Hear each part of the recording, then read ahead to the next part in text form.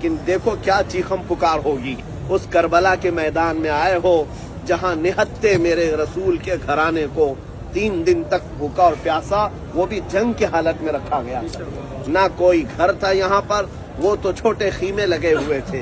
अजीजा ने गिरामी वक़ार, कई चीजें हैं जो यहाँ आकर के एहसास करना चाहिए, एहसास करना चाहिए। मुझे याद है 2 साल कबल मेरा एक छोटा सा बच्चा दरवाजे में सिर्फ उंगली फंस गई थी और उंगली कट गई। इस कदर एहसास में बता रहा हूँ, लेकर दौड़ते रहे डॉक्टर के पास। जब डॉक्टर सुई से टाके मार रहा था तो ऐसा लग रहा था कि हमारे दिल पर टाके मारे जा रहे हैं। बच्चे की चीख सुन करके पूरी रात की नींद खराब थी और इस कदर यानी बेचैनी थी, बेताबी थी। उस दिन मुझे याद आया, मेरे बच्चे की उंगली के टाके मुझे देखे नहीं जा रहे थे, खाना फीका पड़ गया था। सरकार हुसैन, तुम्हारे सब्र को सलाम, तुम्हारे जज्बे को सलाम। जब तुम्हारी गोद में 6 महीने का अली असगर गर्दन पर जब छुरी चल चुकी हो और नेजा गिर चुका हो और उसका खून तुम्हारी गोद में बह रहा हो, सरकार आपने सब्र कैसे किया? कैसा सब्र? तकबीर,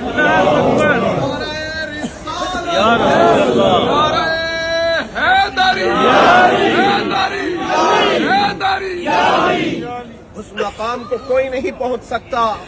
मेरे अजीजों, आप अपने घर वालों को लेकर सफर कर रहे होंगे, कोई फैमिली लेकर के आए होंगे।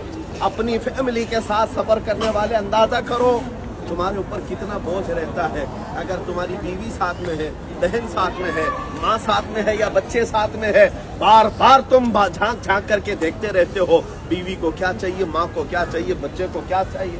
अगर सफर के दौरान इनमें से किसी का पेट भी थोड़ा सा दर्द करने लग जाए, आप पूरे सफर में बेचैन हो जाते हैं।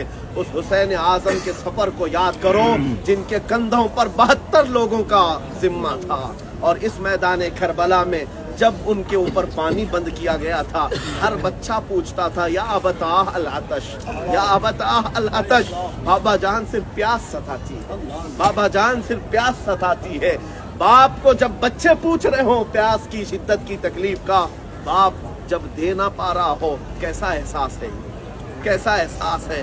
तुम अपने बच्चों को खिलौना नहीं दिला पाते तो बार बार बेचैनी होती है। वो मौला हुसैन अपने बच्चों के हलक में कांटे चुभते हुए देख रहे थे और एक तरफ दरियाए फुरात को बहता भी देख रहे थे। सरकार इमाम हुसैन की ये बेचैनी देखी नहीं गई। तब इस अब्बास अलमबरदार ने ये तय कर लिया कि मैं जाऊंगा इन काफिरों के नरगे में से और पानी लेकर के आऊंगा।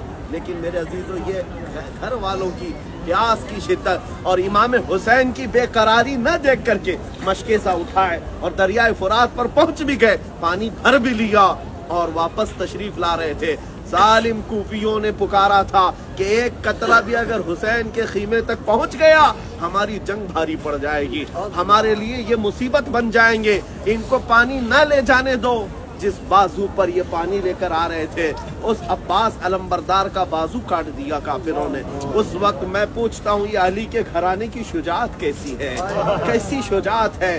अरे मियाँ, उंगली छिल जाए तुम बेचैन हो जाते हो, ये मोंढे से बाजू काट दिया गया है। उस वक्त तो दर्द से बिलबिलाना चाहिए था, लेकिन अब्बास अलमबरदार ने दूसरे बाजू में ये मशकेज़ा उठा लिया। कहा बीबी सकीना को कह कर के आया हूँ, 9 साल की बच्ची से कह कर आया हूँ कि मैं प्यास तेरी बुझाऊंगा, पानी तेरे लिए लाऊंगा। लेकिन जब उन जालिम कूफियों ने दूसरा बाजू भी काट दिया, बचा क्या था? जिसके 2 हाथ काट दिए जाएं, इसको आसान मत समझो। बयान में सुन रहे होंगे, जरा अपने ऊपर एहसास करके देख लेना। जरा तुम्हारी हड्डी फ्रैक्चर हो जाए, अरे तुम्हारी नींदें उड़ जाए, जिसके बाजू यहाँ से काट दिए गए हो और वो मशकेज़ा गिर गया।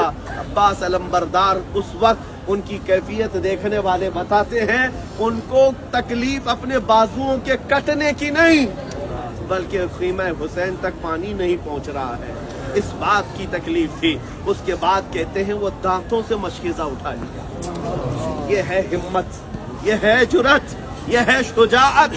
करबला के मैदान में यही तारीख दोहरानी चाहिए, यही तारीख दोहरानी चाहिए। अरे बाजू कट गया, वो भी कटा, ये भी कटा, अरे दांत तो है, दांतों से उठा लिया।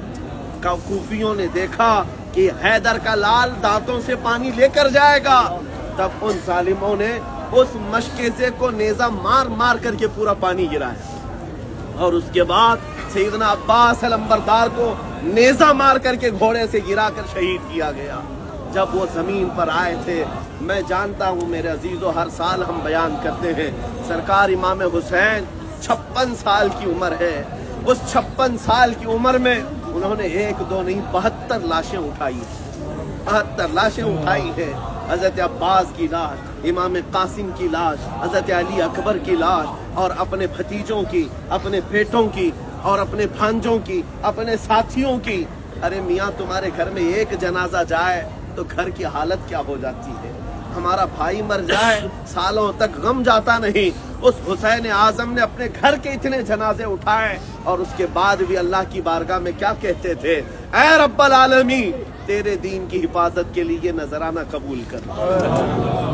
मेरे अजीजों, हमने आज तक कौन सी कुर्बानियां दी हैं? वो हम गरम बिस्तरों पे सोते हैं, नरम खाने खाते हैं, और यहाँ नारे लगाते हैं। मेरे अजीजों, यहाँ बैठ करके ये तय करके चलो कि मैं निकम्मा गंदा सही, लेकिन मौला मैं तेरे दीन के किसी काम आ जाऊं, मुझे हुसैन के सिपाहियों में शुमार फरमा, मुझे इमाम अली मकाम के सिपाहियों में शुमार फरमा ले। ये जज्बा हुसैनियों के अंदर बेदार हो जाए, मैं कहता हूँ इनकलाब आ जाए, पूरी दुनिया में इनकलाब आएगा। और अभी भी आपको घबराने की जरूरत नहीं। हालात तो यूं बता रहे हैं कि मुसलमान खत्म कर दिए जाएंगे, इस्लाम को मिटा दिया जाएगा, या ऐसे हालात बनाए जाएंगे, लेकिन कुरान का वादा सच्चा है, क़यामत तक इस्लाम नहीं मिटाया जा सकता, नहीं मिटाया जा सकता। ये आंधियां आई हैं, ये तूफान आए हैं, और फिर करबला का मैदान कायम किया गया है। यजीदी नाच रहे हैं, लेकिन हुसैनियों को आने की देर है, हुसैनियों को आने की देर है। जिस दिन हुसैनी बेदार हो गए, फिर दुनिया को हम कहेंगे कुछ देर की खामोशी है, फिर शोर आएगा। आज कुत्तों का वक्त है, कल हमारा दौर आएगा, कल हमारा दौर आएगा। लब्बैक या रसूल अल्लाह, लब्बैक या रसूल अल्लाह, लब्बैक या हुसैन, लब्बैक या हुसैन, लब्बैक या हुसैन।